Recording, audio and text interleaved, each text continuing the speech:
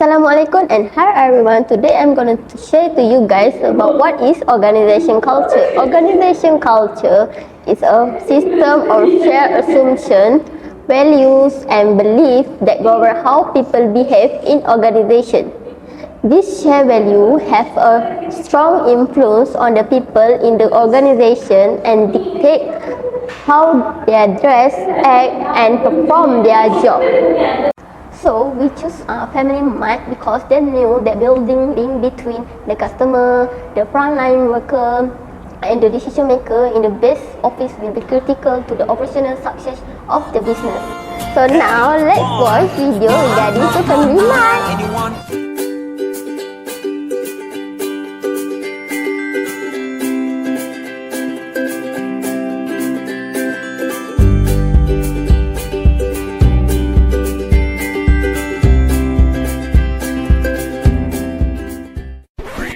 Using Powtoon.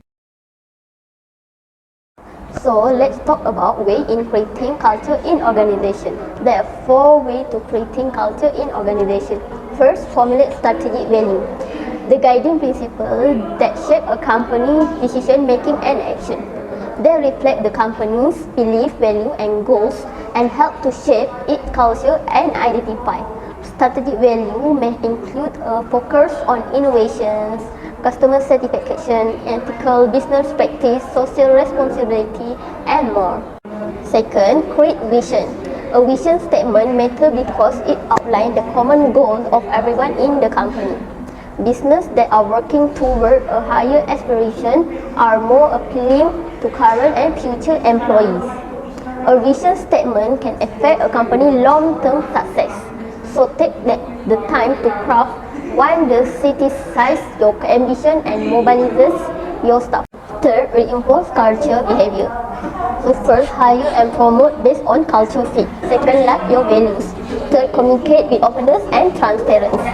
So hire and promote based on culture fit. What it sounds counterintuitive, hire a change agent to help you through unprecedented time can reinforce your workplace culture. Second, live your values. A strong culture is shaped by consistently putting your company value into practice, especially during a crisis. So third, communicate with openness and transparency. An effective way to invest in openness and transparency is by hosting virtual forums. In this forum, leaders can talk about change, listen employees, doubt and answer their questions directly. This addition will help reinforce your corporate culture while increasing trust and transparency. So fourth is develop culture value. Both value and culture can be beneficial to company if they are established them with intention and care. By promoting value, everyone agrees on company can improve their credibility and respect of their organization. Okay, now I'll present about ways to sustain organizational culture. There is 3 ways to sustain organizational culture, and the first one will be set expectation. Every employee must already know what the company wants from them so that they do their work according to it. So for example, if every employer will give them a file of project to do and they will do according to it for them to reach the expectation. And the second point would be care about your team member. This is basically to the high employers and managers. The employer or manager must take a good care of their team members so that they feel good and calm working with you. For example, give them a day or 2 days leave if they are not feeling well. Also, if after they finish out a big folio, you can also give them a break or like a treat. And the final ways to sustain organizational culture is give and receive feedback. This is for both sides, the employer and the employee. The employer and employee can share their feedback against the work that they're working on so that they could create a work that meet their work goal and expectation. For example, after they've done their work, they will hand it on to the employer, and the employee will give feedback on their work. Also, the employee will also give feedback on the work that they has done and the comment that they have received from their employer. Now let's move on to method to cultivate organizational culture to the employee. And there is 4 methods to cultivate it, and the first one would be do something together. In this method, it is something like try to do some activities outside of the work with your employees. For example, like go for hiking, picnic. Also, you can do like a day outside of work, office and things like that. And the second method would be celebrate. This is like the employers can celebrate their employees' little succession. Whenever the employee manage to get or do something beneficial for the organization or the company, the organization can do a little celebration for them. For example, like do some birthday celebration for like those who born in January, or the January's born employee can cut their cake on the end of January, and so on for them. And the third one would be walkthrough. The employer can walk through the employee's workplace and ask them about what work they are going on and how is the progress about. This will create a little bonding between the employer and the employee, as the employee will try to help them on their work, on their project that they are doing on, and the employees will feel a little bit good and calm to work with them. Last but not least, eliminate the negative word. For example, can't. Eliminate the can't word in the office as the start, so that the employee can do their work in a positive mind and thought. Other than that, like the other word like impossible. If any employee says that it's impossible to do this work, the employer can say there is no word such as impossible. They can say change the word impossible to I am possible. Then the employee will be like having a positive mind to say yes, I am possible to do this work. Continue on to the next part, which is pressure or force of change in organization. So first we have external factors. Organization may feel pressure from the outside. For example, when new competitors entering the market, or advanced technology, or maybe changing customer preference to anyone. So adapting to organizational culture becomes necessary and in order to stay relevant and competitive.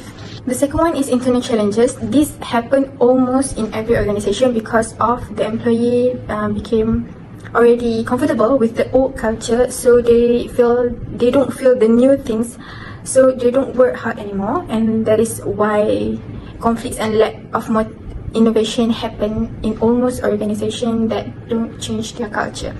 This challenge can demonstrate the need for a cultural shift that promotes collaboration, adaptability, and continuous improvement. The next one, we have strategic goals. This called pressure because when an organization sets new strategic goals or undergoes a merger or a restructuring, there may be a need to align with the new objective with the cultural organization. Cultural change becomes essential to foster or to keep up shared values, behaviors, and a sense of purpose that supports the achievement of this goal. The fourth one is employee engagement and rotation. A strong culture that aligns with employees' value promotes inclusivity and provides opportunity for growth and development, can contribute to higher employee engagement and rotation. But as we all know that not every organization have a positive environment, so that is why even though employee engagement and rotation is good, but the pressure that comes from it is to create a positive work environment that attracts and retains top talent. Last but not least is organizational reputation. As we all know, reputation is a very important thing in an organization because it's called like a pride for an organization. Yes. So if an organization faces negative publicity or experiences significant event that affects its reputation, there may be a pressure for them to rebuild the trust, to address any wrongdoing that they have done, and align the organization with ethical and responsible practices. To conclude, managing the pressure for cultural change requires strong leadership, open communication, and a well-defined change strategy management. It is crucial to involve employees at all levels, provide training and support, and ensure the new cultural values are consistently reinforced through policies and practices. Successful culture change takes time and commitment, but it can result in improved performance, innovation, and a more resilient and adaptive organization. Okay, so next we have 5 the sources of resistance to change. First, we have fear the unknown. Employees may resist cultural change because they are uncertain about the new direction on the organization, their role in it. They don't know how to deal with it because it is still new to them. They may also feel uncomfortable with the lack of familiarity with the new culture. The second one is loss of identity. Employee may feel attached to the current culture and view it as their part of identity with the organization. Changing the culture can challenge this sense of identity and create the resistance to change. Third one is perception of unfairness. If the employee perceive that the change will negatively affect them more than others, or if there is a perceived lack of transparency around the change, they may resist it. The next one is fear of increased workload. Employees, sometimes they already have the schedule or routine that they have followed for certain times, and when it comes to change, they worry that a shift in organizational culture change will lead to an increased workload or expectation that are difficult to meet. The last one is resistance to loss of power or autonomy. Cultural change can disrupt established power structures, leading to resistance from those who feel their position or autonomy is threatened. To address resistance to cultural change, it is important for leaders to communicate consistently, transparently, and empathetically about the reasons for the change, how it will impact employees, and what action will be taken to support them through the transition. Leaders should actively engage employees in the change process, allowing them to provide feedback and address any concern that they may have. They can also provide opportunities, education, training, and skill building around the new culture, and regularly measure progress toward the cultural change goals. So I will pass the next topic to the next presenter. Thank you. So next we go to the tactic to overcome resistance to change. They have a 4 tactic to overcome resistance to change. First of all is listen to employee concern. The first strategy for overcoming resistance to organizational change is rooted in communication. Communication is critical, which most entrepreneurs and leaders already know. However, translating the employees of the organization initiate the conversation. People want their voice to be heard, and allowing them to share their perspective can help alleviate frustration and confusion over the situation. Second one, resolve conflict quickly and effectively. Utilize the 7 method of career fronting to regulate and control communicative breakdowns. Encourage openness and honesty, and engender an environment of mutual trust and respect. It is imperative to engender a good team spirit, so you should consider ways to do so. During periods of change, tensions may run high and personal anxieties will be heightened. Team meetings and team bonding seasons will help your people to understand and appreciate their colleagues more easily, especially if you ensure transparency of communication and a system approach to problem solving. They encourage frank exchange of views to reach a collective and collaborative partnership. For the third one, show patience. Communication passionately and be an example of belief in the future vision. When others see leaders' behaviors emulating those required by change, they more quickly align with the new behaviors and become change advocates themselves. So, where leaders treat the follow is an apt edict for executives to live by. Only by being the change can you expect others to onboard the new values and behavior expected. So for the last one, remain positive and supportive. People find change unsettling, even though change is a constant in personal lives as well as professional environment. They will need the support of a positive leader who inspires free thought, honest communication, and creatively as personal and team development is encouraged. Employees expect leaders to manage change. Inspirational leaders create a culture where change becomes the remain of all. Okay, next we go to the last part of this topic, which is a methods to manage organizational change. Okay, they have 4 methods to manage organizational change, which is the first one, plan carefully. Before you bring the purpose change to your team, make sure you have a clear plan in place that covers at a minimum when, how, and why the change is taking place. Ideally, you will have documented the tasks needed to get you to where you want to be. Outline you are changing responsibilities for anyone affected. Crafted a fully developed timeline and come up with the response to address potential constraints. For the second one, provide training. When the change involves shift in technologies or process, provide adequate training for your employees to help them master the new way of doing things, and make sure that you convey that this training will be available when the change is announced, so as to avoid employees feeling like they will be left behind due to lack of skill or experience. For the second last, which is communication. Communicate. Keep the lines of communication open between you and your employees. Take the time to explain why the change is happening and what it will look like in practice. Make yourself open the question, hold team meetings, and invite